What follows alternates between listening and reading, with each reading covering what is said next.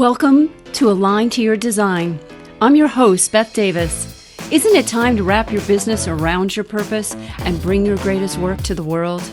Each week, join me as we explore various biometric tools such as human design and hand analysis and how to use them to fulfill your destiny and align to your design. We will reveal how to do the work you are designed to do rather than what you think you should do.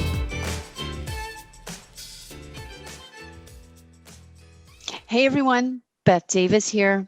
You are attending Align to Your Design podcast, where I interview people who I deem aligned to their design, who are doing cool, unusual, innovative things in the world with their purpose. And how our show is formatted is you meet this incredible guest, we have a really cool conversation about their work, and then we look at their chart. And I ask every guest before the show, what do they want to look at in their chart? And so that's what we do at the end of the show, so you can start to get a taste of human design. Now, if you want to join our community, go to yourpurpose.com/community, and you can join the Facebook group. We do trainings in there almost every week, unless I'm on vacation or I just need a break, pretty much every week. And if you go into the video section of that group, you can find all the previously recorded trainings. And every couple months, I actually do a free multi-day training, which is very popular, called the Life Purpose Lab. And we have another one coming up. So be sure to go over to yourpurpose.com/community. And you can look in the events section as well and see what's going on. All right, our topic today. I'm very excited about this topic. It's a topic I love. I think it's a topic that no human can really escape. And our topic is emotional mastery for difficult emotions and difficult people. Because don't we know some difficult people? Yes. And why are they difficult? And they don't know how to manage their difficult emotions. And you may not know how to manage their difficult emotions, which cause you difficult emotions. Are we confused yet? Yeah. It's a morass of emotional mess that occurs when we do not take personal responsibility, which is something I'm big on, for our emotional mastery. Emotional mastery happens to be one of my life goals for life. Emotional mastery. All right, our guest today is the amazing Leslie Austin. I'm going to tell you a little bit about her, and then I'm going to bring her on here. She is a PhD, and she's an executive coach and psychotherapist with extensive experience helping people resolve seemingly impossible challenges, dealing with difficult people, relationships, emotions, and situations. Usually her clients have already done significant work on their issues, but still feel stuck, unhappy, and unsatisfied. When they work with Leslie, they need to be ready to get results quickly. Oh, right, don't we like that? Leslie's known for a gentle but deeply penetrating way of working with people, which I can attest to. It untangles even the deepest traumas, along with her magnificent sense of humor to lighten things up along the way. Based on over 25 years of experience as a special area of focus, Leslie has created an unusually effective way of understanding and dealing with the toxic influence of excessively narcissistic people in our lives. And I read that since the 70s, according to Psychology Today, narcissism has increased by 40%. I wonder why. Maybe social media, maybe a lot of things. Nevertheless, you may find you're having to deal with even more difficult people. So with that, let's bring on our amazing guest, Leslie Austin, and dive into this conversation about emotional mastery, because it is very important to your well-being in life. Welcome to the show, Leslie Austin. So great to be with you. Thank you. All right, I'm on video and unmuted. You're here. You are all good. Great start. You're all good. So you work with these clients on how to deal better with these difficult people, as well as difficult emotions and situations. So what sets your work apart? What makes your work different from how other coaches and counselors and therapists even deal with these difficult, thorny, emotional situations? I think there are two main tenets that are very different about the way I work. And the first one is mindset. I'm not a fan of the idea of healing or surviving difficult situations or problems. People say proudly say I'm a survivor. Well, to me, that means you've gotten through a difficult situation, but you're still identifying with the victimhood. You survived. Yes. Is that why I don't like that word? Maybe. I don't know. It's why I don't like it. And I'm a little bit touchy about healing also, because identifying with I'm always healing implies in the nuance of the wording that there's something wrong. There's something defective. There's some illness underneath. So my whole mindset is thriving, using all of your resources to be, this sounds cheesy, but I mean it, the very best you can be. All of you, and to find a profound acceptance of who you are, good and bad, neat and messy, whoever you are, whatever you are perfect the way you are. And if you can get peaceful with yourself, then we get to the second tenet, which is we make all actions based on emotions. Thought does not compel us to act. If your emotions are engaged behind the thought, then you take an action. And human beings are often very messy, and we have very intense emotions, and we think if somebody's giving us a hard time, they have to change. Sorry, you can't change anybody else, but you have total control over how you choose to act from your emotions. So you can't control your emotions. Once you notice you're angry, it's too late. You're already angry. You can't say, oh, I'm not going to be angry. It's not going to work. You're already angry. But you have total choice over how to act from that. What do you want to do? What's the actual effect that you want from your anger? What is your anger telling you? It's important information. It doesn't matter what the emotion is. You get so angry you want to kill somebody, and some people actually feel that. What is it telling you? What's wrong that you want to fix? Is there a better way to fix it than committing a crime or harming someone? You really need to be very truthful with what your emotions are telling you, and then choose how to deal with that, how to find a way to get a better outcome. That's a very different mindset than when I was trained as a psychotherapist, especially when it comes to narcissism. So what was the difference? Tell us a bit about the training. Well, in classical psychotherapy, I was trained as a Gestalt therapist. I also studied Jungian and core energetics and a couple of other schools because I'm a constant studier, hungry to know lots of things and then blend them all into what works for each individual person. So I have no shame about pulling from any system if it really works. That's fine with me. But the thing about narcissism in classical psychotherapeutic thinking is you can't treat it. It's persistent. They're stuck, and all you can do is manage it or get rid of them in your life. Now, that's true for people who are on the extreme spectrum of narcissism. You can't negotiate with them.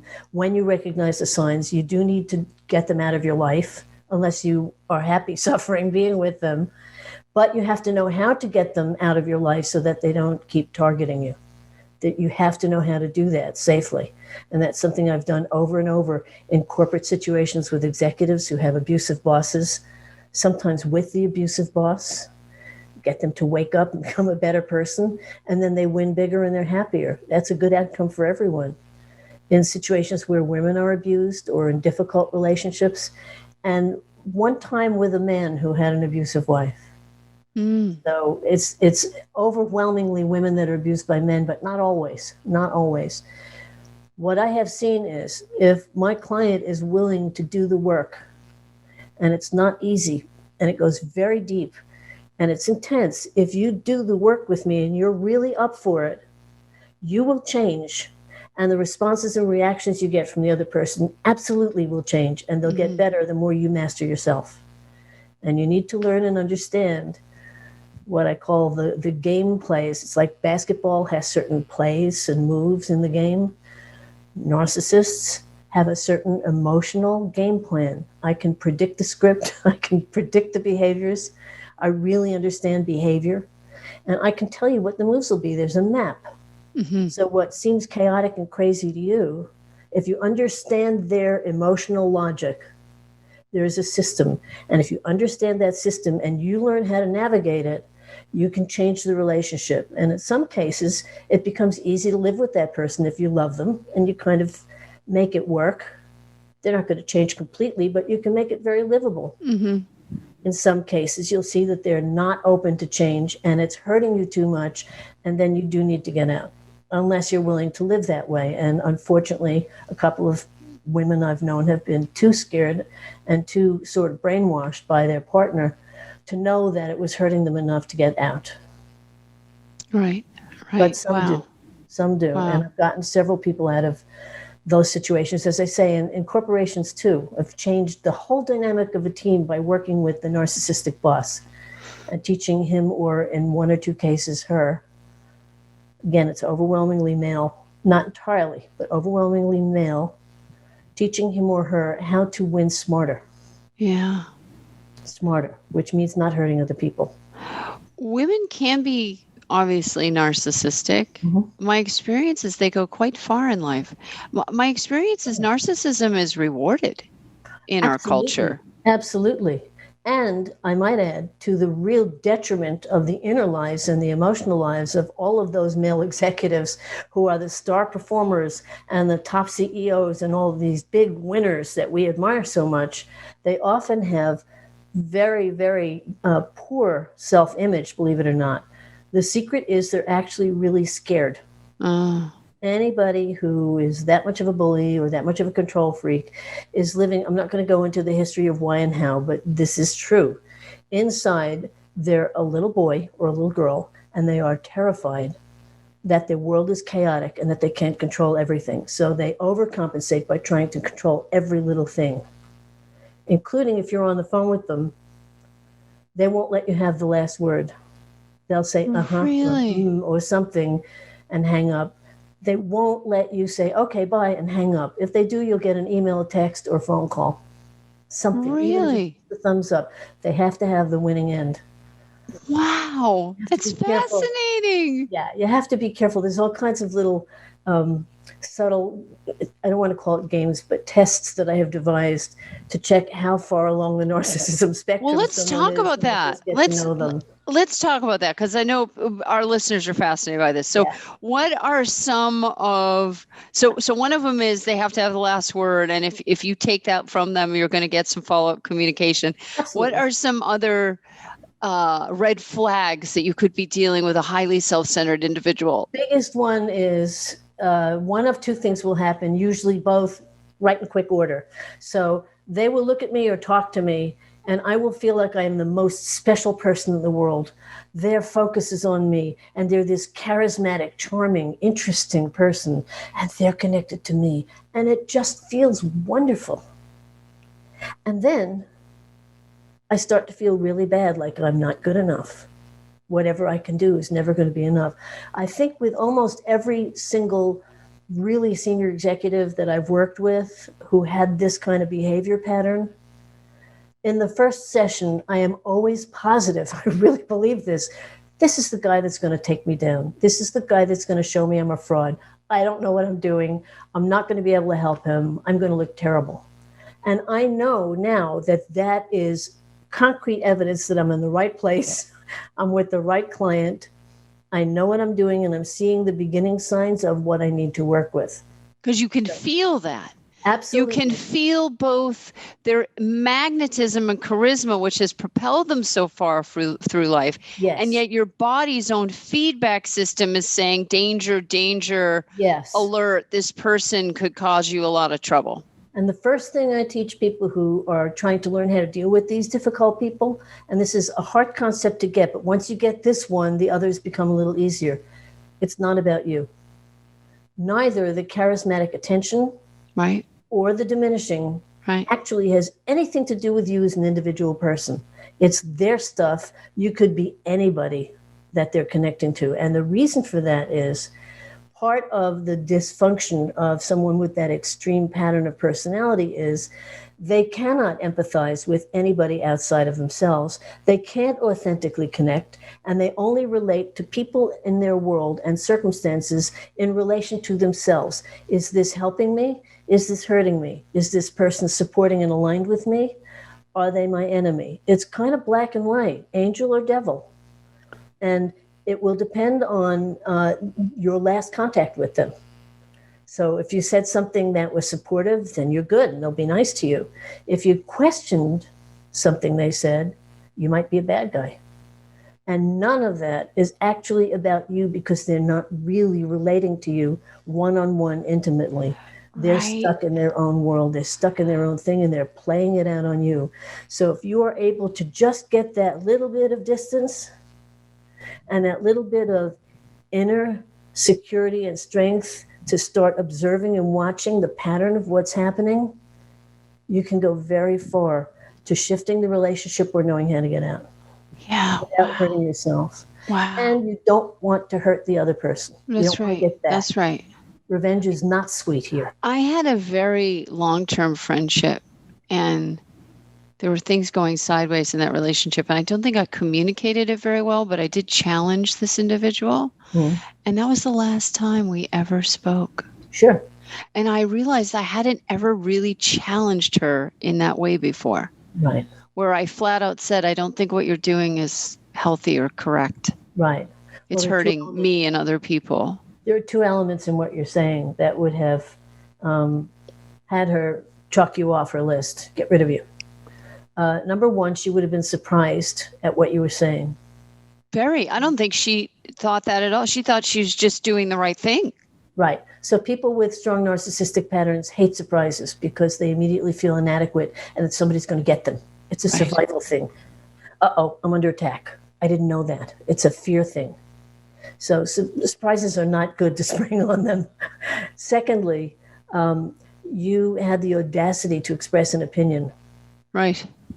And you expressed an opinion that was truthful and authentic for you to express, but it wasn't what they wanted to hear.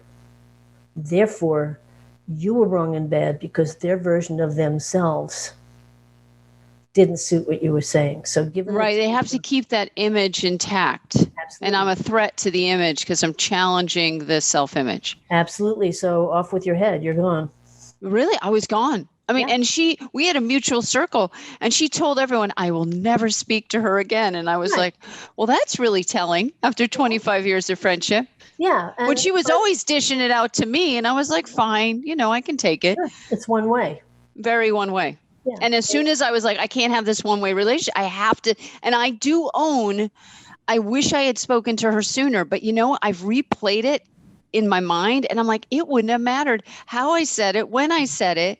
It might have if I'd met you, because I love this person. That's what's so interesting. Like, I still love her and care about her. Mm-hmm. She's not a bad person. She's a good person.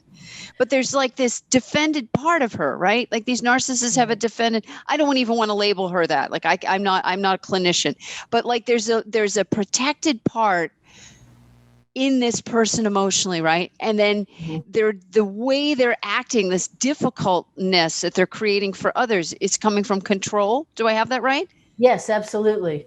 So two things. I'm trying to be careful not to call them narcissists. Right. That's putting them in a box. Right. People with narcissistic behaviors or patterns. Yeah. They're whole people who behave in a certain way that's dysfunctional. Right. They're not a diagnosis to me. I'm not a big fan of the DSM. The second thing is, I can't go into the whole system, but had you known at the time, here's how you could have tried to speak to her to see if you could get through. You could have gone to her and said, I'd love to share some things that I'm thinking and feeling, and I'd love your take on them. There's a structure for how you have to speak. Yes. And there's sentences you have to memorize. And people object at first and they say, well, I'm manipulating, or why do I have to do that? And the answer is because they're speaking Greek and you're speaking French. If you want to talk to them, you have to learn Greek. You have to learn narcissistic emotional structure if you want to get through their language, their emotional language. I want to tell you some things. Some things are bothering me. I'd like to talk them out with you. And I'd love to hear your take. Would you be willing to hear me out? So you're taking it away from you did this, I did this. And if it gets into what really happened and how hurt you felt, you can't say you did this to me. What you need to say is when you did that, I felt this. So you're putting the responsibility for the reaction where it belongs on you. but you're highlighting that she did something that she didn't know affected you that way. Right. So you're not blaming, attacking, pointing fingers, but you're truthfully saying, look, when you did that, I felt this and I was really upset, which is totally different than saying, when you did that, you made me feel this. Right. It didn't make you feel it. You felt it. I felt it. Difference. There's a huge difference. And I try to do that in all my communication now. Yeah. Is to say to people, when this happened, I felt. And I even will clarify sometimes and say, you're in no way responsible for what I'm feeling. Right.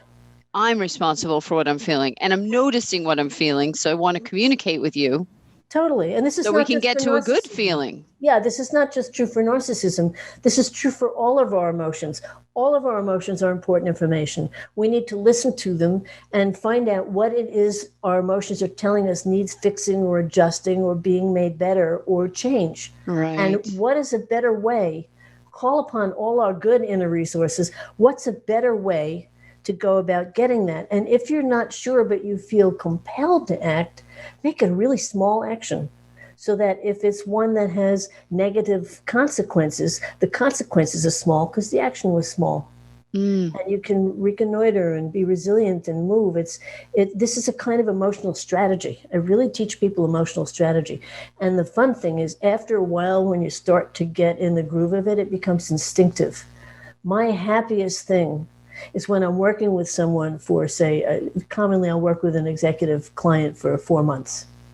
Short period of time, intense work, changes happen. And what I always tell them in the first session, and this is true with individual clients too, I hope you don't have a lot of big ahas, because I don't trust them. They don't last. I hope that you enjoy talking with me and you think not a lot is going on from week to week. But 2 months from now, 3 months from now, I'm going to point out to you that you are reacting instinctively quite differently than you were, and you're managing through sticky situations so much better. How did that happen? It was seamless, and it's become part of your instinctive reactions. You don't have to think about it. So what we're actually doing is retraining your neurology to help you behave differently so you get different responses. It's very organic. And I love it when people say, I'm having a great time, what are we doing? And then I point out, well, look, you just told me how you dealt with that situation. What would you have done 3 months ago? And they're like, I get it. So, and the ironic thing is, ideally, down the road, I make myself obsolete. Yeah, wow. Which is exciting and sad at the same time, because I usually end up really liking my clients. I bet. Well, they send you referrals, I'm sure. Yeah. So what are some of the outcomes that your clients experience? And follow that question with, how do their lives change after doing their work with you? Well, the outcomes that they experience are usually very clear and very specific. They gain a clarity and a mastery over their own inner lives. And they realize that they have choice, and they can pilot and navigate themselves in their lives with much more wisdom and much more foresight, and being much more authentic and true to themselves than they ever thought. You can change many more emotions that you think you can't. Mm-hmm. And the key is letting them be, really not trying to change them when you're first aware of them, really going into them, tracking them, unpacking them, getting the information out, and then choosing your strategy plan for what you're going to do with them. And it sounds complicated, but as I say, over time, it becomes instinctive and you just do it. Now, we're all human beings and we're all messes. And I've been doing this for years and years and years. And I absolutely have moments when I'm in a big fail. I just get mad and pop off, just like everybody else does. So you can't expect something unreasonable, but you can expect so much better, happier, thriving, resilient, more confident, more secure, that you can handle difficult situations, and to know when you can't. That's right. To have that boundary when enough is enough. Yeah. Which we're not taught in our culture. No, we're not. No. We're not really. Our culture's odd. It's just be happy all the time and more. But you don't have enough, but we need more.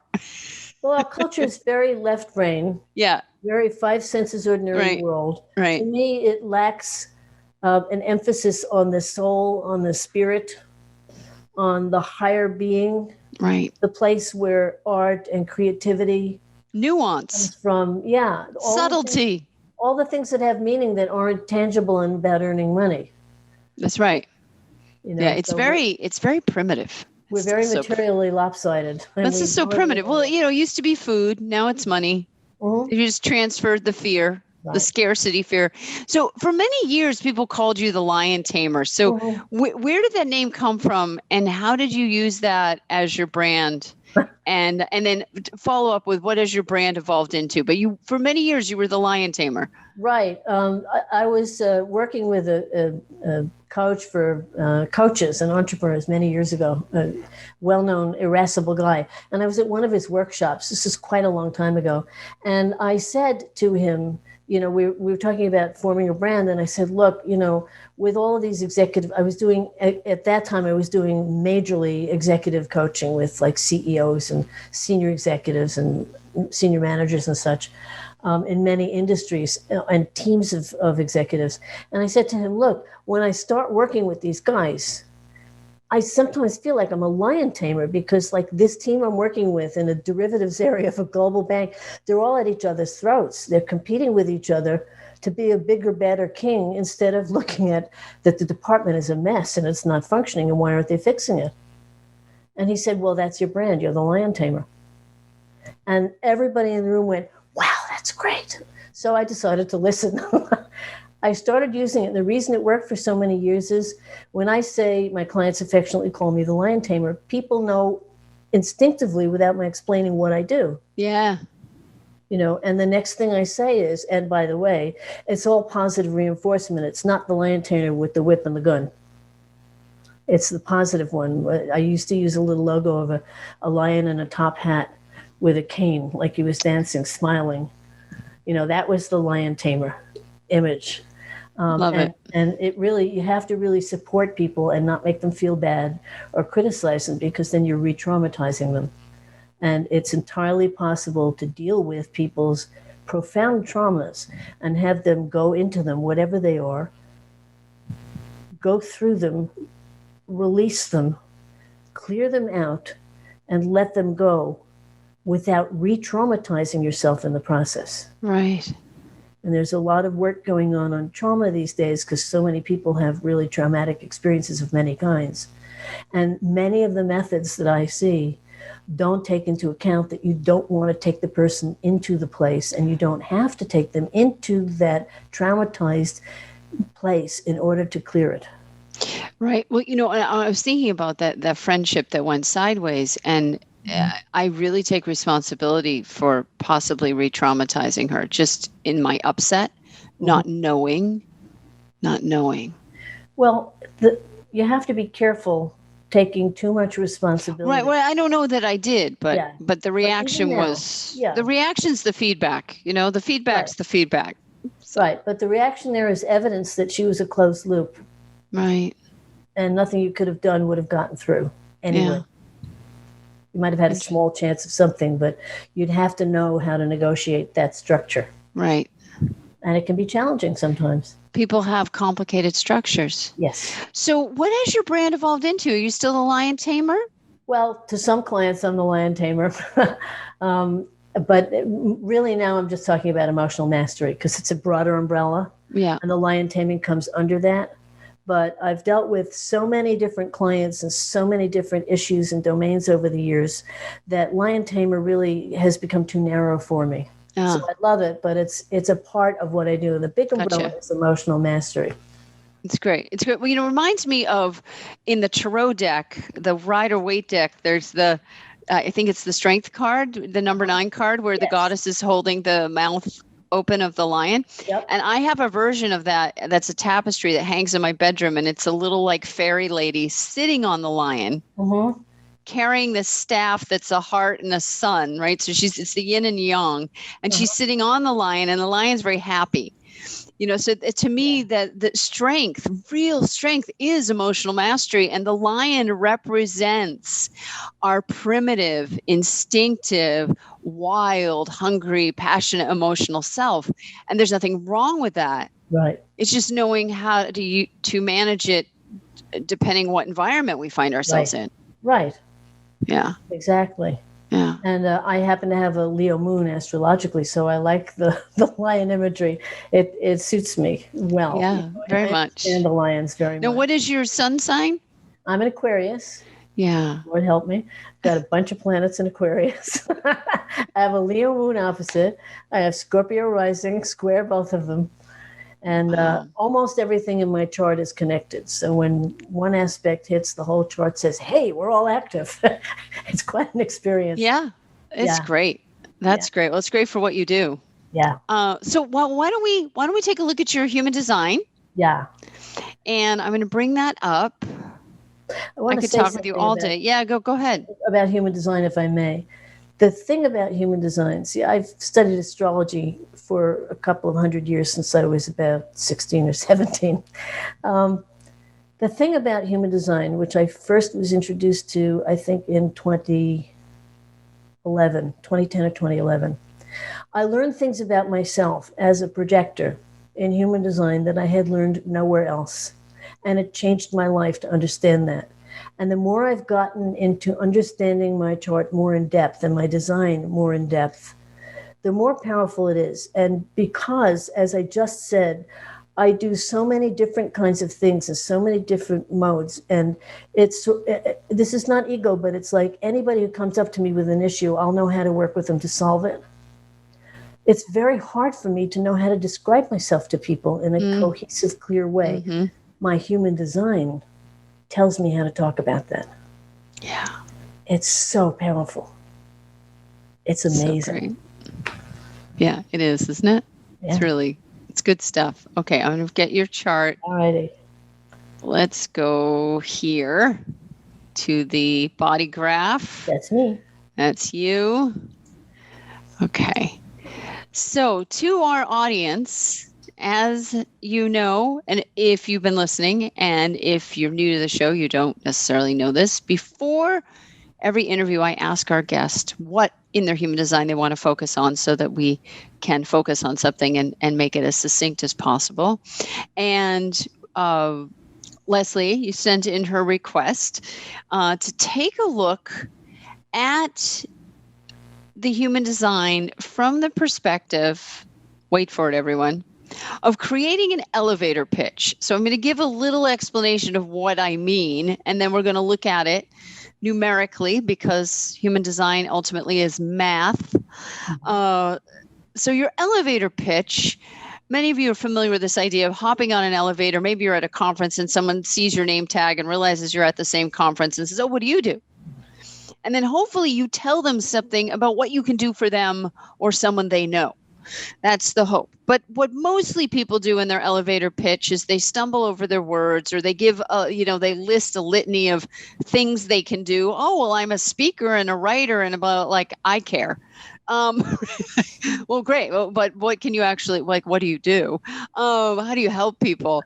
And so people are very lost. It's something I feel like people ought to be able to learn this in college or in high school, even, how to present yourself. So when we look at a human design chart, we're going to look at 4 celestial locations in your chart, Leslie.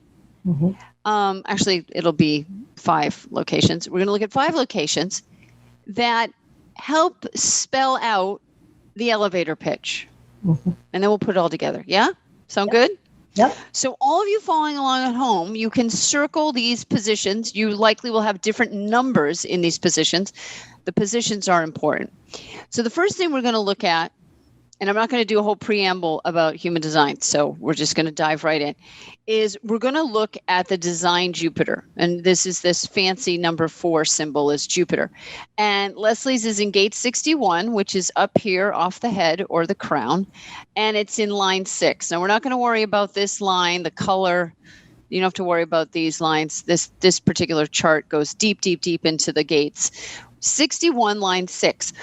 61 is, well, let me back up. The design Jupiter represents your business structure and business themes, business alliances, as well as ideal clients. In other words, it's the people in the realm. And the way Jupiter expands is through leveraging the efforts of other people. So design Jupiter is telling us what our body, because the design side is the physical body, the personality side is the mind. Your body's for you, your mind is for other people. It's good to keep that in mind. Your mind is for the other. Your body instinctively knows how to do its thing. So for you, Leslie, to build your realm, in this case, let's talk about clients, because that's what we want to attract with our elevator pitch. Your ideal client is searching for the mystery. They are interested in deep thoughts, because gate 61 is the deepest of thoughts. Yes. And line 6 is a system for accessing that mystery. In this case, the mystery of how do I deal with these difficult people, right? I mean, I shared a little example, but I mean, there's a litany of tragic communications from my life, and I'm sure I'm not the only one, where I didn't know the system for communicating well. Or I did know it, but my emotions overrode it, or whatever the situation was. So your ideal client is someone who wants your unique proprietary system applied to them so that they can break through something that has been mysterious to them. Makes total sense. They're mystified Yeah. by what's happening. And you can use that language. You're completely mystified, baffled, unable to understand how this is a problem and why you can't solve it on your own. Exactly. Okay, so that's your ideal client. Now, in terms of who you associate with, your business affiliates and business partners and employees and all your team, still all Jupiter, you need people who see the big picture, who understand you're building a system, who are also interested in the inner mystery and are deeply spiritual themselves. Right. Now, the secret wish of every single person's ideal client is whatever's across from the design Jupiter gate. So in this case, what's across from 61 is gate 24. Now, this is very interesting. You don't have gate 24. You might have it, but you don't have it in your design. So you're attracting people who probably have, I have gate 24. You're attracting people that have gate 24. And gate 24 on the shadow side is rationalizing things to the point of obsession, reliving things to the point of obsession, and then rationalizing stuff you really ought not to rationalize. Yes. Right? Like, don't rationalize that bad behavior. But the upside of it is being able to rationalize most situations to find the silver lining. So it's a very fine edge. So their secret wish is that, how do I want to say this? They kind of want to find out that it's not their fault, whoever they are. The person who's in the hot seat because they were recommended for their bad behavior, or the person who is being assaulted by this bad behavior, or at least troubled by it. We won't use the word assault, even though I just used the word assault, but they might be assaulted by it. And they are rationalizing, oh, well, they don't mean it, and they only get this way on Tuesdays or whatever. Right? But they're rationalizing the behavior. So their secret wish is that they could find a justification for what is happening, right? Okay. Which you provide. Yes. Okay. So for all of you watching this, whatever is in your design Jupiter, I want you to look at what's across the way. The gates that create a channel, right? So for example, 35 here goes to 36. Now you don't have this channel, right? But if a person had gate 35 as their design Jupiter, they're going to pull in people who have the 36, and it creates the whole channel. And the thing about these opposite ends of the channel, aka the gates, they're opposite energies. So 61 wants to go deep into the heart of the matter, and 24 wants to get to the rationalization. Let's get to the explanation. Let's justify this thing. Right. Okay? Yep. So that's what your secret wish is. It's whatever's across from the structure you're here to build in Design Jupiter. Now, what they want to achieve is your core genius, is Design Earth, right? So what they want to achieve is gate 2, line 2. This is huge. So what your clients want to achieve is they want to find the correct direction in life with the right partners by their side. Yes, very much. Because the line two here, yes, it's hermit energy, but it's also partnership. The hermit, to clarify, what the hermit's partnering with is their own creativity, the muse. Mm-hmm. That's the partnership. So you do that in private, right? I'm going to go into my creativity room. I'm going to paint. I'm going to write. I'm going to broadcast, whatever you're going to do. And whenever someone has gate 2, they're providing the direction to the rest of humanity. So all the people with gate 2 or the whole channel, the 214, they provide the direction for the rest of us. Well, they're saying like, here's where we need to go, people. Human design is amazing. Isn't it? It is amazing. So you're bringing us something from the future. Mm-hmm. You're bringing us better technology for relationships, because line 2 is, it's direction and it's partnership. Numerology is numerology. No, the numbers, the numbers are what the numbers are. That's what I love about this system, is it so clean and so precise. So that is your design earth, is your core genius, and that's true for everyone. And that's a term from Richard Rudd, just to let everyone know where I pulled that term from, the core genius.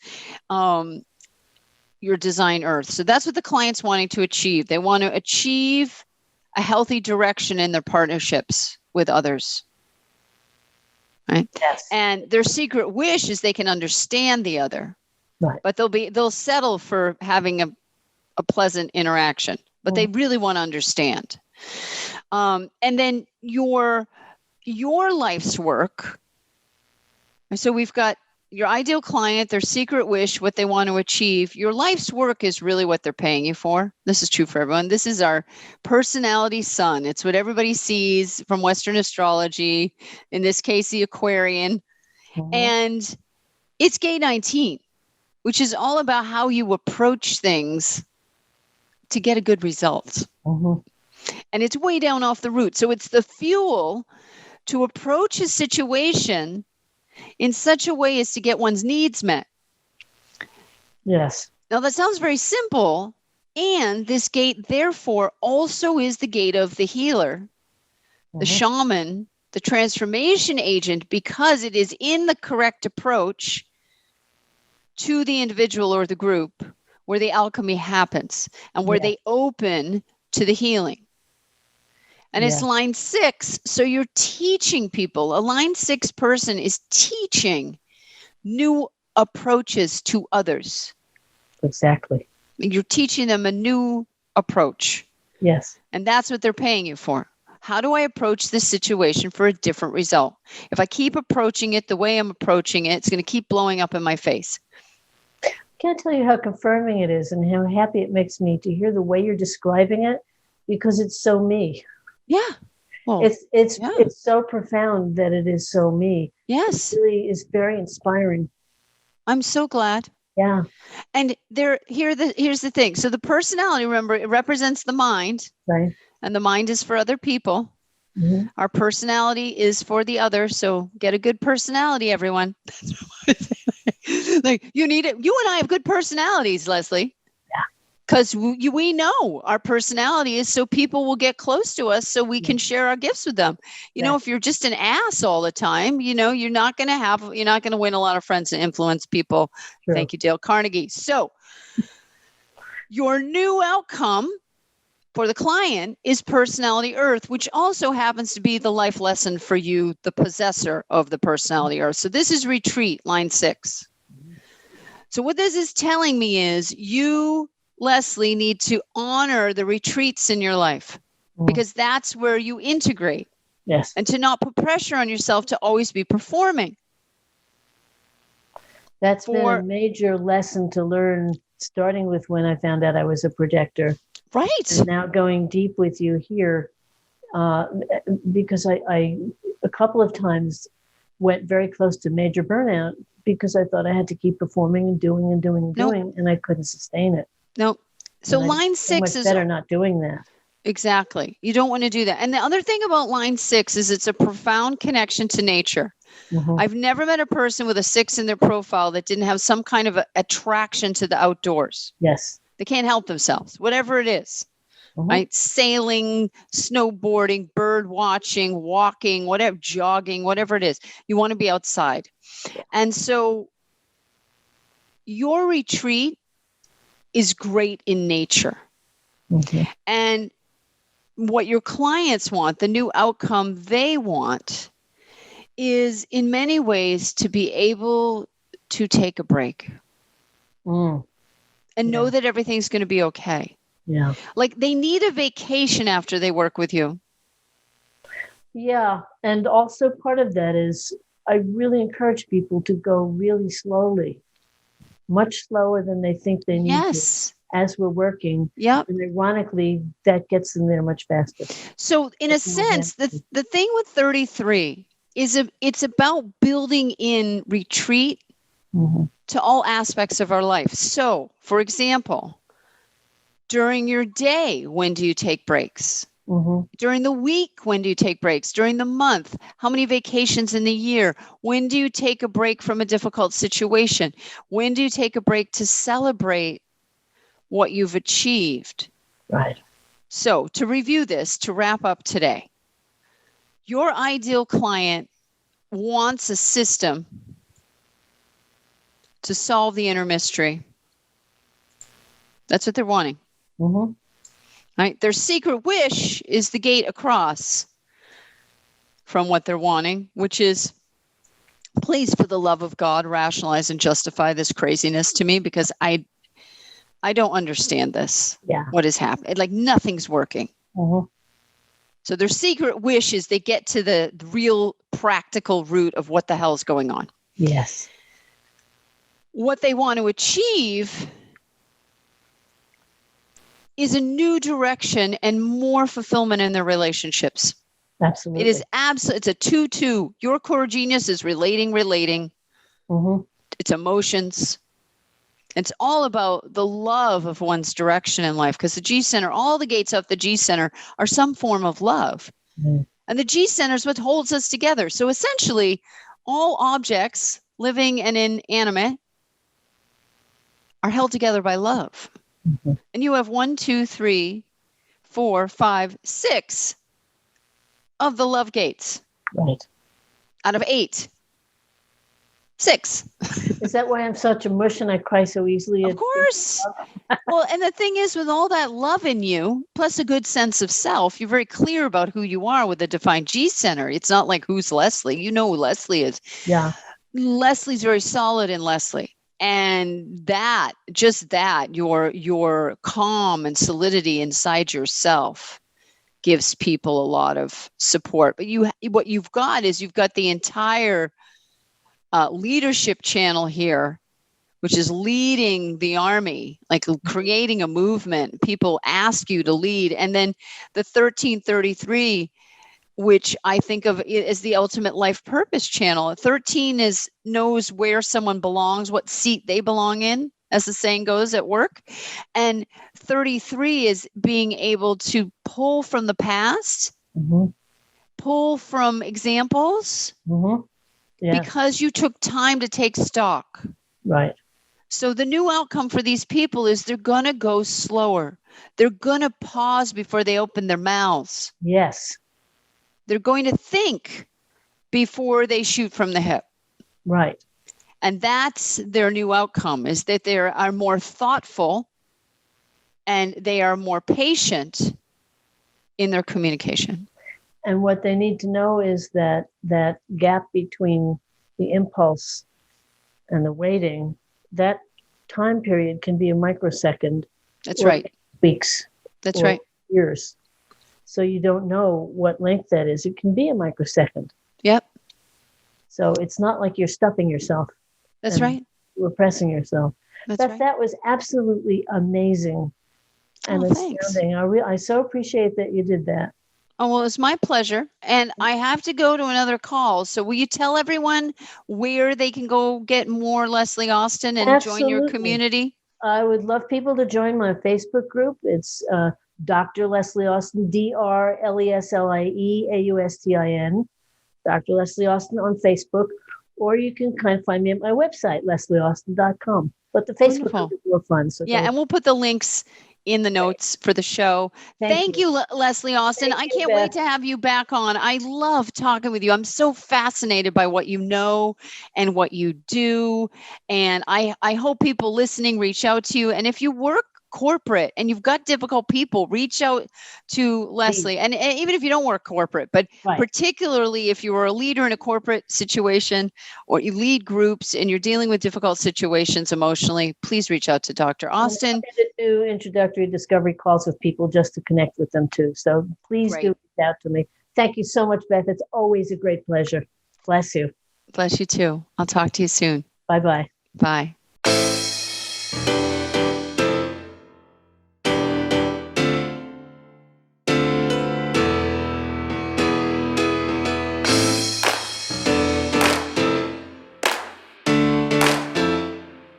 I hope you enjoyed this episode of Aligned to Your Design.